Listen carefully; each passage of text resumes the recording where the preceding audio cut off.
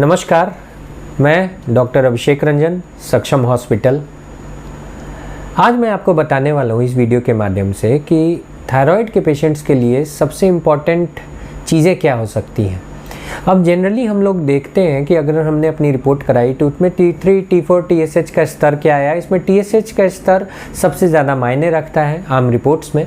इसमें ही अगर हम बात करें ओल्ड एज के पेशेंट्स की, जिनकी आयु 60 या 60 साल से बेहतर ज़्यादा है, तो इसमें एक चीज़ आती है कि जो थायराइड का हार्मोन टेस्ट है, इसमें TSH की जो रिपोर्ट है अगर हमें 8 या 8 से ज़्यादा आती है तो हम लोग चौंक जाते हैं कि हो सकता है इनको थायराइड हो गया है और इनकी थायराइड की गोलियां देनी चाहिए। लेकिन सर्वप्रथम ये आपको बताता चलूँ कि जो थ्रेशोल्ड पॉइंट होता है, जो सेट पॉइंट बोलते हैं, ये थोड़े हायर थ्रेशोल्ड पर सेट होता है ओल्ड एज में, क्योंकि ये जो ग्लाइकोसिलेशन होता है ये शुरू हो जाता है ओल्ड एज के पेशेंट्स के अंदर।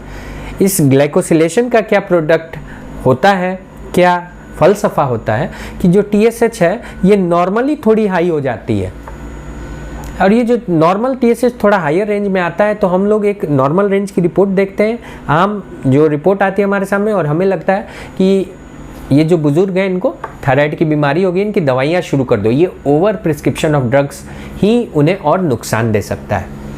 इस वजह से अगर 60 साल के ऊपर के बुजुर्ग हैं, 70 या 70 के ऊपर के बुजुर्ग हैं, उनका TSH का स्तर 6, 7 या 8 रहता है, इसका मतलब है कि ज़रूरी नहीं कि उनको दवाइयाँ देनी पड़े, और भी बाकी टेस्ट है कन्फर्मेशन के लिए। एंटी-TPO एंटीबॉडी टेस्ट कराई जा सकती है, और ये कंफर्म करना चाहिए कि सच में उनको हाइपोथायराइडिज्म है या जो इनकी सेट पॉइंट ओल्ड एज के चलते हो रही ग्लाइकोसिलेशन से है, ये कहीं हायर तो सेट नहीं हो गया, यानी इनका नॉर्मली हाई तो नहीं रहता जिनमें कोई मेडिसिन की ज़रूरत नहीं पड़ती।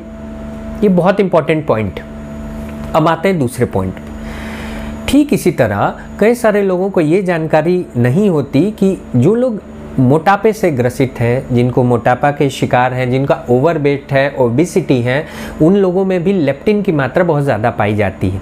ये जो लेप्टिन नामक केमिकल होता है, जो रिसाव होता है ऐसे पेशेंट्स में ज़्यादा है, इन के चलते जो TSH है इनके ऐसे पेशेंट्स में बहुत ज़्यादा आता है। जब भी आप टेस्ट करोगे तो ऐसे भी पेशेंट्स को देखा गया कि ये लोग ओवर डायग्नोस्ड हो जाते हैं हाइपोथायराइडिज्म के लिए।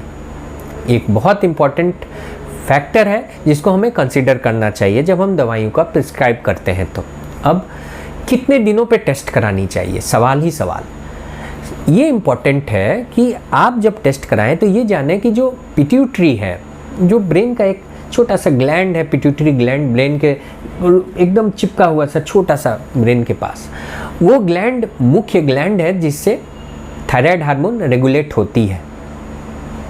इसका असर थायराइड ग्लैंड पे भी है। इसी वजह से इसको थोड़ा समय लगता है। जो भी आप सप्लीमेंट देते हो वो L-थायरोक्सिन नामक दवाइयों का दो, या जो भी बदलाव हो रहा हो खून में, इसे 2 से 3 महीने कम से कम पिट्यूटरी ग्लैंड को लगता है उसे सेंस करने में, उसके हिसाब से एडजस्ट करने में, और अपने आप को थायराइड ग्लैंड को स्टिमुलेट या कंट्रोल करने में। ये 2 से 3 महीने ही एक विंडो पीरियड है जिसमें आपको अपना रिपीट करना चाहिए। FT3, FT4 and TSH most important. तीसरा पॉइंट, ऐसे कई सारे पेशेंट्स हैं जो लोग बार बार परेशान होते हैं ये सोच करके कि सर की कोई ऐसी भी दवाई है जिन दवाइयों के सेवन से हमें परहेज करना चाहिए। तो ऐसी बहुत सारी दवाइयाँ हैं जिनका इंटरेक्शन थायराइड ग्लैंड से होता है, और ये इम्पॉर्टेंट है कि अगर आप थायराइड के पेशेंट हैं, ऑलरेडी दवाइयाँ खा रहे हैं, तो किन किन दवाइयों से आपको बचना है, किन दवाइयों से थायराइड की डोज को कम करना पड़ सकता है या डोज को बढ़ाना पड़ सकता है, ये बहुत इंपॉर्टेंट है। इसके बारे में हम बात करेंगे अपने नेक्स्ट वीडियो में, और साथ साथ आने वाले कुछ वीडियोस में मैं आपको बताऊंगा कि थायराइड के पेशेंट्स को जितनी सारी मान्यताएं हैं कि ये चीज़ें नहीं खानी चाहिए, इन चीज़ों को खाने से थायराइड ठीक होता है, ये मान्यताएं हैं, भ्रांति है, या इनका कुछ साइंटिफिक बेसिस है। तो जुड़े रहिए हमारे साथ। मैं डॉक्टर अभिषेक रंजन। आज के लिए इतना ही। धन्यवाद। राधे राधे।